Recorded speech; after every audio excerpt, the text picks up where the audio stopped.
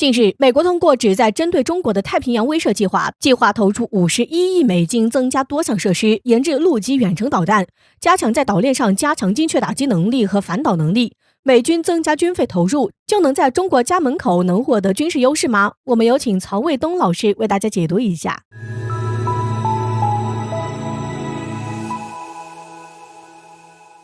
观众朋友，大家好，我是曹卫东。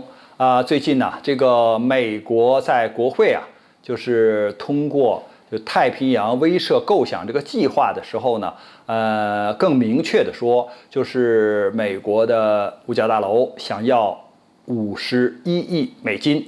那么你得向国会说呀，你这51亿美金要干什么，对吧？然后还有一个呢，就是这个钱你准备怎么分比如说是给海军空军还是海军陆战队还是海岸警卫队给谁？然后呢，这个具体到就是你比如说要买武器装备的话，买什么东西是买舰艇还是买潜艇还是买飞机这个你必须得向国会说，不然的话你这个钱就拿不到手。我们先说这个太平洋威慑构想这样一个计划，实际上呢，这是美国的智库给美国五角大楼出的主意，说什么呢？就是对于中国和俄罗斯这样的国家军事的发展这个还是要继续秉持就是冷战的这种思维，不能让他们出来，不能让他们的舰艇、飞机出来就会对美国的这个舰艇、飞机和它的军事盟国构成威胁，所以要围堵。那这个围堵就是所谓太平洋威慑计划，就是要对他们构成威慑。怎么威慑呢？还是要搞这个岛链，要封锁。只要你一出来，我就围堵你，最起码也是要跟踪上监视上它是这样一个计划。再有一个，那他们要不听呢？那要是中国的军舰还往外走，这个俄罗斯的飞机还往外飞怎么办对吧？那你就得要处于一种军事上的优势比如说你的飞机是4代机，我的飞机是5代机，那跨着代，那总是在作战的时候或者冲突的时候有优势吧？比如说5代机最典型的特征，它是隐身的那它可以看到你，你看不到它，那它不就处于一种优势吗？所以这个就是在武器装备上要优于就是中国和俄罗斯，这个是太平洋威慑构想计划里面的重要组成部分。还有一点呢，就是万一要打起来了怎么办就是你老跟着我，或者是说就在我们家门口，你威胁我安全，我要开火了怎么办？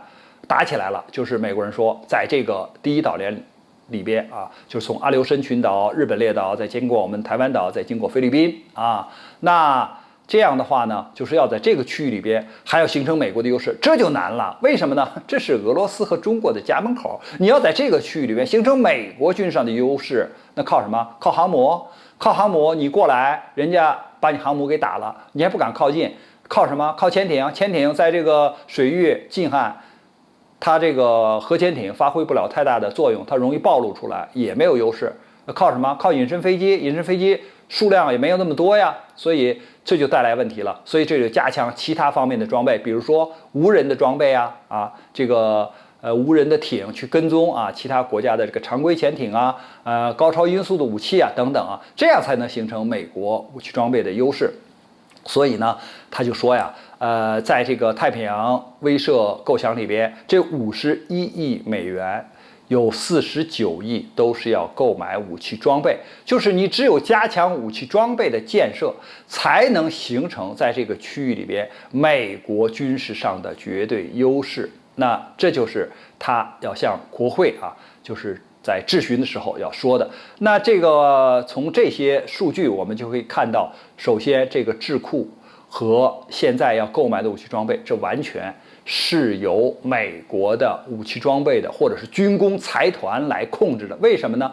首先要树立一个敌人，因为这是俄罗斯和中国的家门口，它没有对美国构成任何的威胁，而美国要威胁就是俄罗斯和中国的安全，所以这是树立敌人。第二点，那敌人树立起来了，没有威胁怎么办？得找威胁。所以就说，如果打起来了，在这个别人家门口打起来了，我们得处于一种优势。所以处于这种优势，要买武器装备。买什么武器装备？买无人的武器装备，买高超音速武器装备。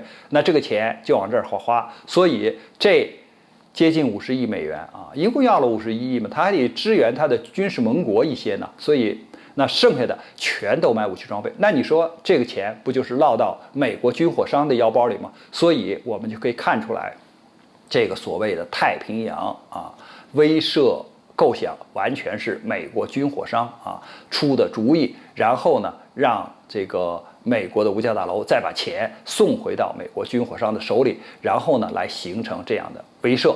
所以通过这个构想，以及通过他们现在的质询，我们就可以看到它的这个背后的企图了，并不是俄罗斯和中国威慑了美国的安全，而是美国军火商要推销军火，要对其他国家，或者就是说对俄罗斯、中国构成威胁。关于这个话题，我们今天就聊到这儿，感谢大家关注本栏目，我们下期节目再见。